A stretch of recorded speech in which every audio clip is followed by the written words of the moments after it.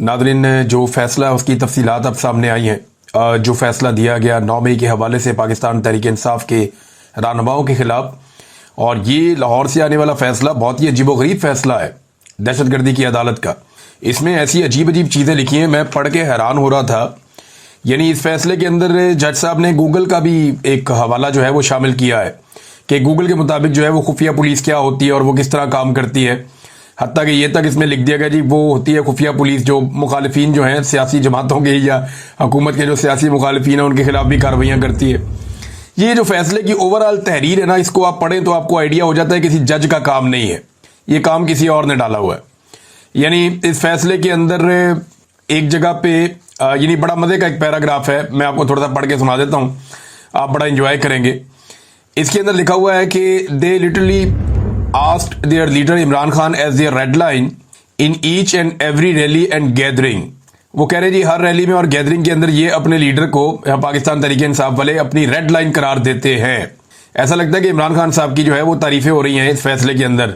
और जनाब इसमें कोई डाउट नहीं है कि workers and supporters of Pakistan Tehreek Insaf take the advice and command of their leader Imran Khan as secret one, कि वो अपने लीडर की जो कमांड है या उसकी जो एडवाइस है, उसकी जो नसीहत है या उसका जो हुक्म है, उसको वो बिल्कुल फॉलो करते हैं प्रॉपर तरीके से। ये वो समझते हैं कि ये काबिल एहतराम एक ऑर्डर है उनके लिए और वो उसको फॉलो करते हैं और वो समझते हैं कि उनका लीडर उनके लिए एक रेड लाइन है। Even their rival knows very well that the workers and supporters of Pakistan Tehreek Insaf love their political leader being mystical figure. यानी वो कहते हैं वो बहुत ज्यादा, इनके मुखालिफिन भी जानते हैं कि जो वर्कर और सपोर्टर है पाकिस्तान तहरीक इंसाफ के वो बेपनाह अपने लीडर से जो है वो वालिहाना मोहब्बत करते हैं। Similarly the president accused of instigation never thinking of disobey the command and direction of their leader Imran Khan. वो कहते हैं जी इमरान खान की जो कमांड और डायरेक्शन ऑफ से वो कभी भी पीछे नहीं हटते। इस किस्म की बातें फैसले के अंदर देखी हुई है। यानी ये फैसला मुझे ऐसा लगता ही नहीं है कि जज ऐसा फैसला लिखते हैं या जज ऐसा फैसला कर सकता है। जो ये पैराग्राफ पढ़ लें आप या बाकी चीजें आप पढ़ लें, आपको हैरत होती है कि इमरान खान साहब की तारीफें लिखी हुई है। वो ये बता रहे हैं कि इस लीडर को इसके फॉलोअर्स कितना ज्यादा फॉलो करते हैं और कितना ज्यादा इसके हुक्म को मानते हैं। यानी ये तो एक लीडर की बड़ी कामयाबी है कि अगर उसके फॉलोअर्स उसकी हर बात को मानते हैं और उसको फॉलो करते हैं और वो इसको अपनी रेड लाइन समझते हैं, तो एक लीडर को और क्या चाहिए होता है। लेकिन ये चीजें एक जज क्यों लिखेगा फैसले में? नॉर्मली ऐसी चीजें जो हैं वो किसी और सिमत से आती हैं। बहरहाल इसमें जो स्टार गवाहान है उनके हवाले से भी अजीबोगरीब बयानात फैसले का हिस्सा है और फैसले में यह तस्लीम किया गया कि बात दुरुस्त है कि सरगोदा और फैसलाबाद की अदालतों में लाहौर से मुख्तलिफ बयानात दिए हैं स्टार गवाहान ने। यानी एक गवाह एक वकूए की एक जगह पे कोई और गवाही दे रहा है, दूसरी जगह पे कोई और गवाही दे रहा है, तीसरी जगह पे कोई और गवाही दे रहा है। इसके बावजूद अदालत उसकी गवाही मान रही है, बल्कि तीनों तरफ अदालतें उसकी गवाही मान रही हैं। फिर वो कहते हैं कि कभी भी इन गवाहान ने अपनी आमद और अपनी रवानगी की रिपोर्ट नहीं करवाई, यानी कभी रिपोर्ट ही नहीं करवाई कि हम जा रहे हैं या हम आ रहे हैं। और दोनों गवाहान के पास इत्तफाकिया तौर पे कोई भी मोबाइल फोन या ऐसा गैजेट नहीं था जिससे वो कोई ऑडियो और वीडियो फराहम कर सकते। दोनों ये साबित नहीं कर सके कि उनके जमान पार्क में किसी से ऐसा ताल्लुक था या उन्होंने कोई ऐसा ताल्लुक बनाया जिस ताल्लुक के जरिए से वो जमान पार्क के अंदर दाखिल हुए और इमरान खान साहब के कमरे तक पहुंच के मेज के या सोफे के नीचे छुप गए। ऐसा कुछ उन्होंने दिया ही नहीं, ऑडियो वीडियो को कोई सबूत नहीं दिया और एसएचओ ने जबानी तौर पे इनको जिम्मेदारी दी थी। अंदाजा करें आप किस किस्म का फैसला है। यानी इसी फैसले के अंदर बेशुमार ऐसी कमजोर चीजें हैं जिनकी बुनियाद पे यही फैसला उड़ जाना चाहिए, लेकिन इसके बावजूद ये फैसला पाकिस्तान तहरीक इंसाफ के खिलाफ आ गया। यानी पूरे फैसले में वो चीजें शामिल हैं जिनकी बुनियाद के ऊपर फैसला पाकिस्तान तहरीक इंसाफ के कारकुनों के हक में आना चाहिए था, लीडर के हक में आना चाहिए था, लेकिन एंड में जो फैसला लिखा है वो कुछ और आ गया। यानी पूरा जो इलेक्शन है वो पाकिस्तान तहरीक इंसाफ के हक में चला, सारी की सारी गिनती पाकिस्तान तहरीक इंसाफ के हक में हुई, सारे के सारे फॉर्म 45 जो हैं वो तहरीक इंसाफ के हक में लिख दिए गए और एंड में फॉर्म 47 जो है वो तहरीक इंसाफ के खिलाफ जारी कर दिया गया। ये फैसले भी इसी तरह लगते हैं कि जितनी प्रोसीडिंग होती है रोजाना जो रिपोर्टर रिपोर्ट करते हैं उसमें लगता है कि फैसला पीटीआई के हक में आएगा। एक एक गवाह झूठा साबित हो जाता है, कोई सबूत कोई शवाहिद नहीं मिलते, जजेस उड़ा के रख देते हैं फैसले को और फैसले के अंदर वो कमजोरियां लिखी जाती हैं और एंड में फॉर्म 47 का फैसला आ जाता है कि जनाब फारग पाकिस्तान तहरीक इंसाफ को बाटा रेट के हवाले से सजा दे दी गई है। तो यहां पे तो नाजरीन ये हो रहा है। अलीमा खान साहबा को फिर गिरफ्तार किया गया, इमरान खान साहब की बहनों को दोनों को, नौरीन खान साहबा थी, अलीमा खान साहबा थी। ये इमरान खान साहब से मिलने के लिए गए और जब मैंने पिछला वीलॉग रिकॉर्ड किया था तो उस वक्त ये वहां पे मौजूद थे बाहर। बाद में जब रात हुई तो पुलिस ने इन्हें गिरफ्तार कर लिया, कुछ और कारकुनों को भी गिरफ्तार किया। बाद में कारकुनों को रिहा किया गया और इमरान खान की बहनों को ले जाकर चक्री के पास रिहा कर दिया गया। ये पुलिस ने वतीरा बना लिया कि इमरान खान सबकी बहनों को गिरफ्तार कर लेते हैं, फिर गाड़ी घुमाते रहते हैं, फिर जाके 100 किलोमीटर दूर कहीं पे उतार के भाग जाते हैं। तो अभी तक तो यही सिलसिला चल रहा है। लेकिन इमरान खान की बहनें जो है वो हर दफा बड़ी बहादुरी से गिरफ्तारी दे देती हैं। वो किसी किस्म का जो है वो उनके अंदर खौफ नजर नहीं आता। इमरान खान और उनकी फैमिली ने बड़ी दिलेरी के साथ, बहादुरी के साथ मुश्किल हालात का सामना किया है। ऐसा PMLN नहीं कर सकी, पीपल्स पार्टी नहीं कर सकी। ये बेचारे इतने बहादुर कभी साबित हुए नहीं, ना जरदारी ना शरीफ। हाँ, भुट्टो बहादुर थे। जो भुट्टो फैमिली थी वो बहादुर थी। जुल्फिकार अली भुट्टो, बेनजीर भुट्टो, वो लोग बहादुर थे। मुर्तजा भुट्टो, शाहनवाज भुट्टो, वो लोग बहादुर थे। लेकिन ये जरदारी फैमिली जो है ये भी जब जेल में गए तो इन्होंने ऐसा कंप्रोमाइज जेल काटा है, सारी सहूलतें इनको जेल के अंदर अवेलेबल थी। शरीफ खानदान जब जेल के अंदर गया तो इन्होंने बड़ा जबरदस्त सहूलतों के साथ जेल काटा है। तो ये लोगों में ऐसी बहादुरी नहीं है जैसी बहादुरी भुट्टो खानदान ने दिखाई, या अभी ये न्यादी खानदान बहादुरी दिखा रहा है। तो इमरान खान की बहनों को गिरफ्तार करके बाद में रिहा कर दिया गया और अब 14 अगस्त के हवाले से उन्होंने कहा जी हम जरूर 14 अगस्त को जो है आवाज उठाएंगे। पाकिस्तान तहरीक इंसाफ के लोग निकलेंगे, ना सिर्फ जश्न आज़ादी मनाएंगे बल्कि हकीकी आज़ादी के लिए भी आवाज उठाएंगे। पाकिस्तान तहरीक इंसाफ के ज्यादातर लोग जो हैं वो जश्न आज़ादी के हवाले से जरा डिफेंसिव मोड पे गए हैं और वो सारे ये कह रहे हैं जी सिर्फ जश्न होगा, कोई एहतजाज नहीं होगा, सिर्फ जश्न होगा, कोई एहतजाज नहीं होगा। शहरयार आफरीदी ने टीवी पे आकर कहा जी 14 अगस्त को सिर्फ जश्न हो सकता है, कोई भी एहतजाज 14 अगस्त को नहीं होगा। बाकी लोग भी ऐसे ही कह रहे हैं। अब नाज़रीन, एक तरफ अदलिया की कारकर्दगी मैंने आपके सामने रखी, दूसरी तरफ मैं आपको अदलिया के हवाले से एक और बड़ी इंटरेस्टिंग चीज बताने जा रहा हूं। ये 2010 से लेकर 2024 तक कहानी कितनी बदल गई और हुक्मरानों ने जजों को कितना नवाज दिया। चीफ जस्टिस जो है, जो रिटायर हो जाता है, उसकी जो 1 महीने की पेंशन है वो 2010 में 5,60,000 रुपए थी और अब 2024 में उसको कर दिया गया 23,90,000 रुपए, यानी 5,60,000 से बढ़ा के लगभग 24 लाख रुपया कर दी गई एक रिटायर चीफ जस्टिस की पेंशन। और उसके अलावा मुराद अलग हैं, बिजली इनको मुफ्त मिलती है, गाड़ी, ड्राइवर, मुलाजिम, बिजली, बेशुमार सहूलतें, प्रोटोकॉल सब इनको मुफ्त में मिलता है। और अब जनाब 2014 में तनख्वाह 9 लाख की गई थी, उसके बाद जनाब दोबारा इसको बढ़ाया गया, लेकिन अब 2023 के अंदर दोबारा से, और ये हर मरतबा जो है वो ये इजाफे किए PMLN की हुकूमत ने। PMLN ने धड़ाधड़ जो है वो जजों की मुराद में इजाफा किया है और ऐसा लगता है इसीलिए जुडिशरी जो है वो PMLN को बहुत पसंद करती है और उनके हक में फैसले लेकर आती है। और 2016 में चीफ जस्टिस की पेंशन 11 लाख कर दी गई थी, तब भी नवाज शरीफ साहब की हुकूमत थी। और उसके बाद 2023 में चीफ जस्टिस की पेंशन 16 लाख कर दी गई थी, लेकिन वो भी कम पड़ गई। और फिर 2024 में, यानी 2023 में बढ़ाई थी, फिर 2024 में दोबारा बढ़ाई और पेंशन को बढ़ाकर 23,90,000 कर दिया गया, क्योंकि अब काजी फायद ईसा साहब रिटायर हो रहे थे और काजी फायद ईसा साहब के अखराजात ज्यादा है।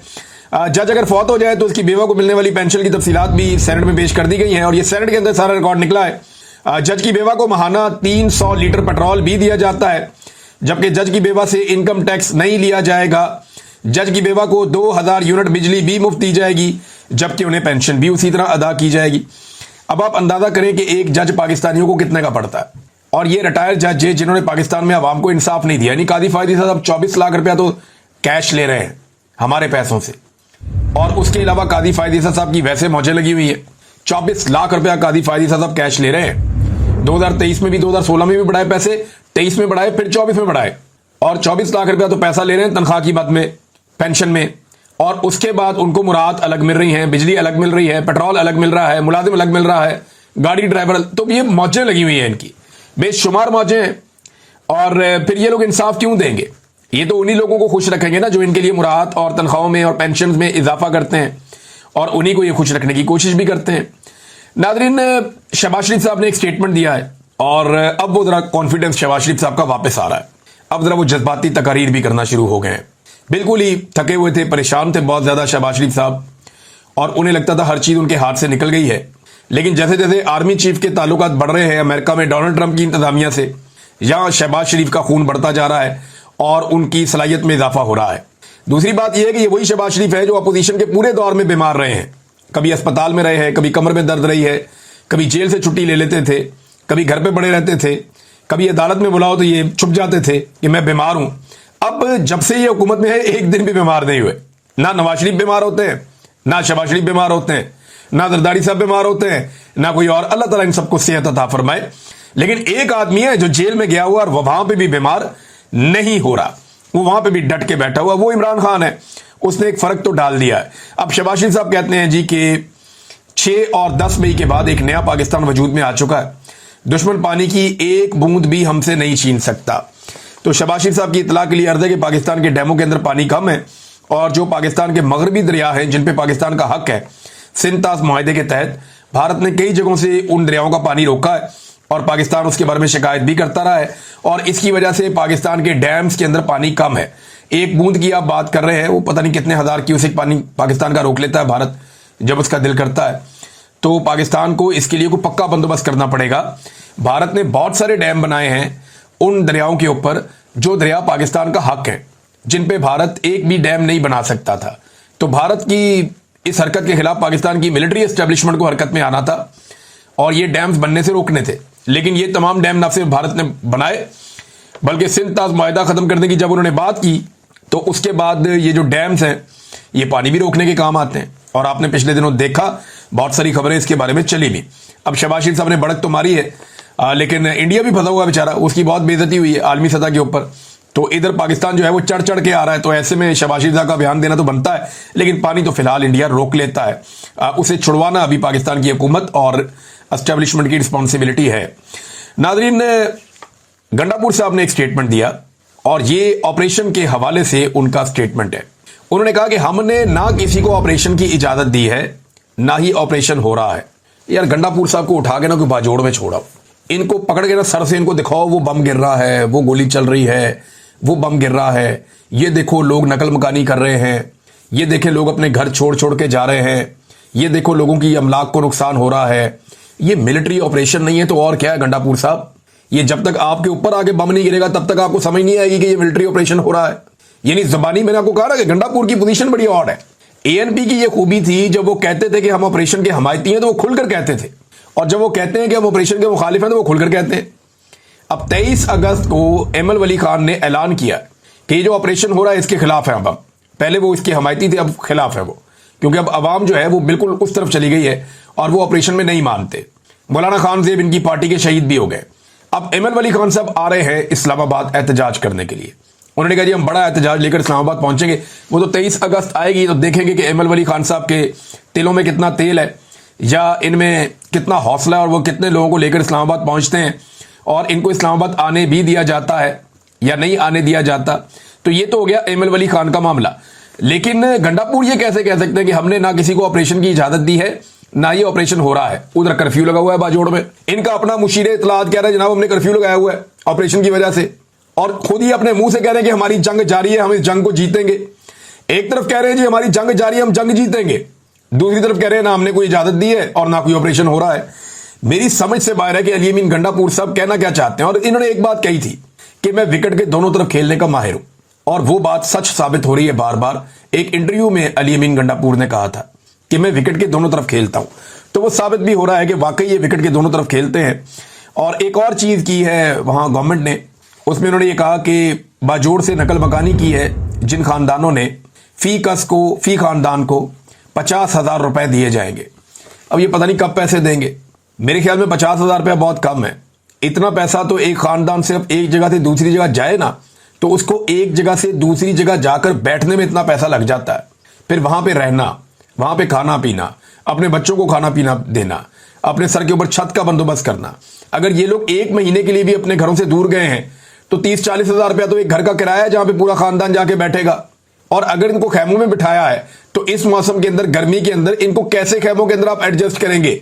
उनकी बेचारों की हालत पतली हो रही है। आप एसी वाले कमरों में बैठ के कह रहे हैं जी हम ऑपरेशन की इजाजत नहीं दे रहे, लेकिन जंग हम जीतेंगे। यानी ये दोगली पॉलिसी चल रही है ना अली अमीन गंडापुर साहब की। तो 50,000 रुपया बहुत कम पैसे हैं। मैंने यहां पे एक ऑडियो सुनी, एक बुजुर्ग हैं, इनकी मैं बात सुन रहा था, मुझे बड़ी तकलीफ हुई उनकी बात सुन के।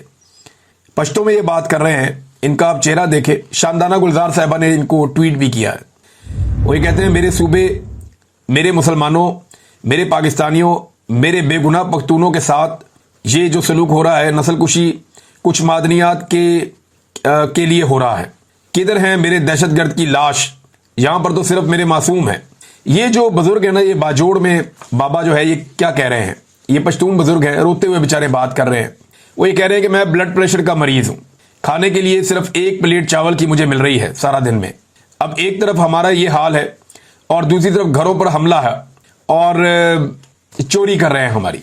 यानी ये लोगों ने पहले भी शिकायत की थी कि जब भी किसी एरिया में ऑपरेशन होता है तो लोग अपना कीमती सामान बातों का छोड़ जाते हैं और जब लोग वापस आते हैं वो कहते हैं नहीं, हमें हमारा सामान नहीं मिला। ये बात जो स्वात के मकीन है उन्होंने भी मुझे बताई थी और यही बात शिकवा जो है ये बाबा जी भी कर रहे हैं। ये बहुत परेशान है, अल्लाह ताला इनकी मुश्किलात आसान करे, इनकी फरियाद सुननी चाहिए, गंडापुर साहब को तवज्जो देनी चाहिए और ये ऑपरेशन अगर वो रुकवा नहीं सकते कम से कम इन लोगों को खाना तो खिलाए। वैसे तो इमरान खान साहब ने कहा है कि अगर ऑपरेशन नहीं रोक सकते तो गंडापुर को चाहिए कि इस्तीफा दे दे, लेकिन मैं आपको ये बता दूं गंडापुर इस्तीफा नहीं देगा। दुनिया इधर से उधर हो जाएगी, गंडापुर अब इस कुर्सी के साथ चिपक कर रहेंगे, उन्हें पता है उनको मौका मिल गया, वो इस मौके को जाया नहीं करेंगे। नाज़रीन, कौमी असम्बली में ऑपरेशन के हवाले से जो तकारीर होती हैं, यानी इसमें जो है वो शाहिद खटक साहब ने तकरीर करने की कोशिश की, इसमें जो है वो इवन जो वो मुबारक ज़ेब है उसने कोशिश की बात करने की है, ANP के लोग करना चाहे, वहां पे सूबाई असम्बली में 14 मिनट बात करने दी गई, लेकिन कौमी असम्बली में तो बिल्कुल बात ही नहीं करने देते।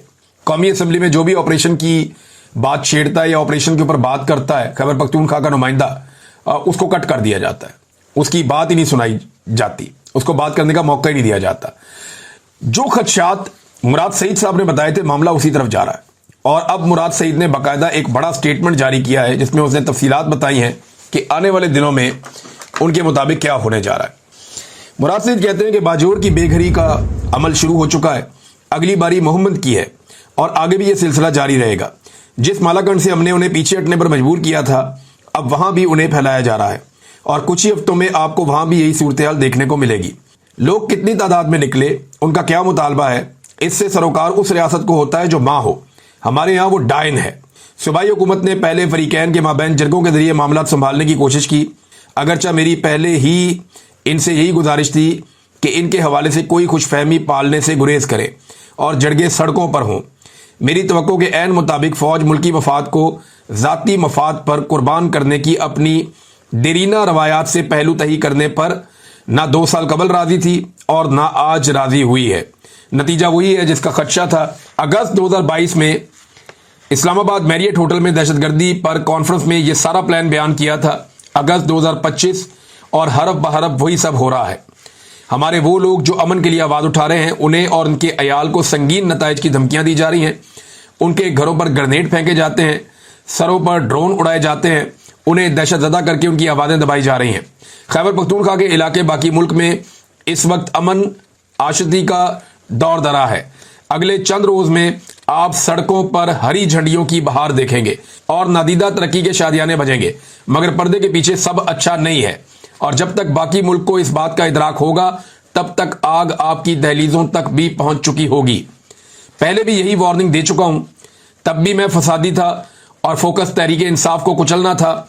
आज भी मैं गद्दार हूं और प्रायोरिटी जो है वो सियासी कारकुनों को 10-10 साल सजाएं सुनाकर और इमरान खान की बहनों और कारकुनों को कैद में डालकर अपनी अनाओं को तस्कीन है। मगर जब आग फैलेगी तो फिर ना वो बाल बच्चा महफूज रहेगा जिनकी खातिर दूसरों की औलादों को मौत के मुंह में धकेल रहे हैं और न वो मालो दौलत काम आएगा जिसके एवज वतन बेचकर अपने लोगों को दरबदर कर रहे हैं। और वो जो खामोश हैं, जो सब देखते जानते बूझते अनजान हैं, यकीन माने आप जैसों से भी कब्रिस्तान भरे पड़े हैं। रही हमारी बात कि हम क्या कर रहे हैं, तो उन्होंने बताया जनाब कि वो क्या कुछ कर रहे हैं, लेकिन हमारे पास खामोशी का एक ऑप्शन नहीं है। चाहे हमारे सरों की कीमतें लगे, घरों पर गोले गिरे या हम पर हमारी गलियों में हमारे टैक्स के पैसों की गोलियां बरसाई जाएं, हमें अपना अंजाम मालूम है। हमारे आपसी जरगे में 5 निकाती लाएअमल पर इत्तफाक हुआ है जिस पर कल से अमल दरामद शुरू हो जाएगा और ग्राउंड पर मौजूद अपने साथियों के तहफ़्फ़ुज़ की खातिर इस वक्त यहां इन नकात की तफसील बयान करना मुनासिब नहीं होगा। बहरहाल उन्होंने कहा, यह बावर करवा दूं कि इमरान खान के नजरिए और सोच के मुताबिक हम किसी को भी अपने लोगों को किसी और के मफादात की आग में झोंकने की इजाजत नहीं देंगे। देखिए, गंडापुर साहब तो ऑपरेशन की एक तरह से हमायत कर रहे हैं, एक खामोश हमायत जिसमें ऑपरेशन खैबर पख्तूनख्वा में जारी है। गंडापुर साहब कहते हैं ना इजाजत दीन ऑपरेशन हो रहा है। अब जो मुराद सईद साहब हैं वो बिल्कुल एक डिफरेंट पिक्चर पेश करते हैं। मकामी सहाफ़ी आप उनसे बात करें तो वो बताते हैं कि भरपूर ऑपरेशन चल रहा है, नकल मकानी हो रही है, हालात बहुत ख़राब है। तो किसकी बात माने? रियासत को होश के नाखून लेने चाहिए। हर चीज में आपको हथौड़ा नहीं उठाना होता, डंडा नहीं चलाना होता। लाठी और गोली के जरिए से आप मुल्क को कंट्रोल नहीं कर सकते। आपको जमहूरी तरीके से सियासी आवाजों की बात सुननी पड़ेगी और सियासतदानों को मसाइल के हल के लिए आगे करना होगा।